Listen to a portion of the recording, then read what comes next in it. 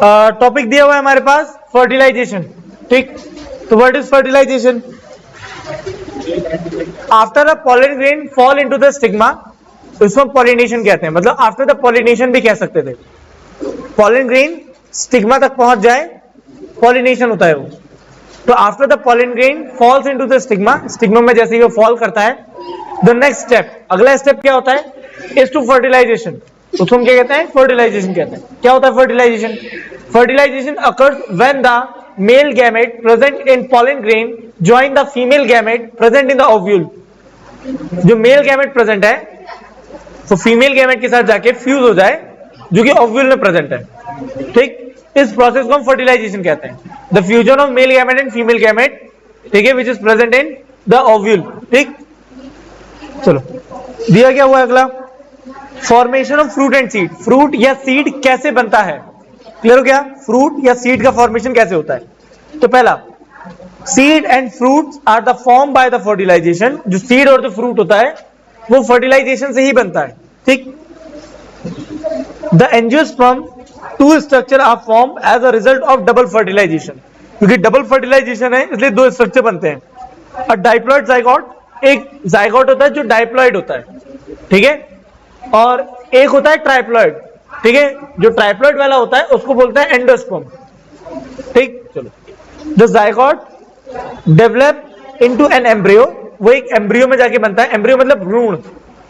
जैसे देखो, जो जहां पे जाइगोट बन रहा है, मतलब मेल और फीमेल स्पर्म और ओवम आके मिल रहे हैं, मेल एंड फीमेल गैमेट्स आके मिल रहे हैं, उस जगह को एक समय के बाद एम्ब्रियो बोलने लग जाते हैं।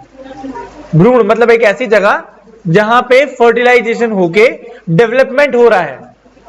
फर्टिलाइजेशन होने के बाद गैमेट्स का डेवलपमेंट हो रहा है, समझ में आया? उस प्लेस को बोलते हैं एम्ब्रियो। एम्ब्रियो समझ में आ गया? हिंदी में कहते हैं भ्रूण, कोक कहते हैं जिसे हिंदी में, ऐसा एम्ब्रियो। क्लियर हो गया? एम्ब्रियो मतलब समझ में आया, ठीक। Whereas the endosperm cell give rise to the endosperm cell give rise to endosperm, it provide nourishment to the growing embryo। जो एम्ब्रियो है उसको नरिशमेंट देने का काम करता है। तो एम्ब्रियो को नरिशमेंट देने का काम कौन कर रहा है? एंडोस्पर्म, ठीक। क्लियर हो गया? It provide the nourishment to the growing embryo. तो एम्ब्रियो को नरिशमेंट देने का काम कौन करता है? एंडोस्पर्म।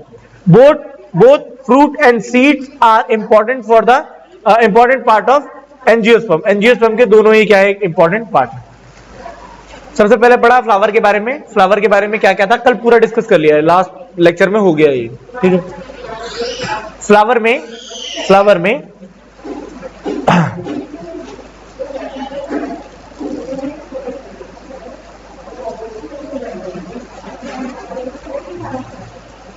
स्टेमन के अंदर होता है पॉलन ग्रेन।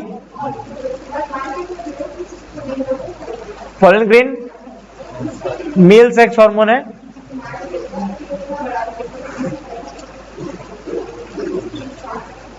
ठीक। और जो यहाँ पे स्टिग्मा, स्टाइल और ये ओवरी जो बन रहा था, यहाँ पे ओवरी में फीमेल सेक्स हार्मोन्स रहते हैं, उसको क्या बोलते हैं? एक्स,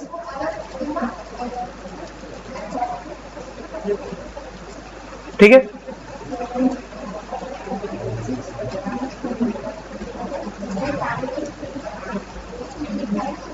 समझ में आया?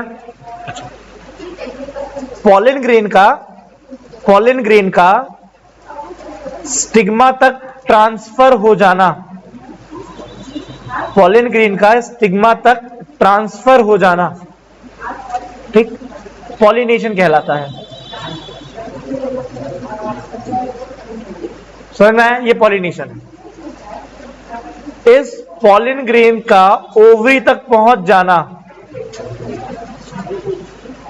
इस पॉलन ग्रेन का ओवरी तक पहुंच जाना और सीड बना लेना,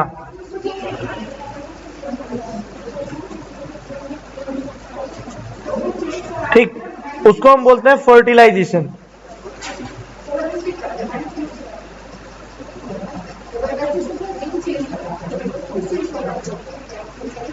समझ में आया? अब फर्टिलाइजेशन से हमें सीड मिल जाता है। तो ओवरऑल एक प्लांट से प्लांट से सीड बनने तक को हम फर्टिलाइजेशन कह रहे हैं, और जब सीड से प्लांट बनेगा अगेन इसको जर्मिनेशन बोलेंगे। प्लांट से सीड, फ्लावर कहां है? प्लांट के अंदर होता है ना, तो प्लांट से सीड बनना इस फर्टिलाइजेशन, और सीड से प्लांट बनना जर्मिनेशन। समझ में आया? ओवरऑल मतलब कल से लेके अभी तक का जो लेक्चर लिया है वो बता दिया। समझ में आया? ठीक, क्लियर? चलो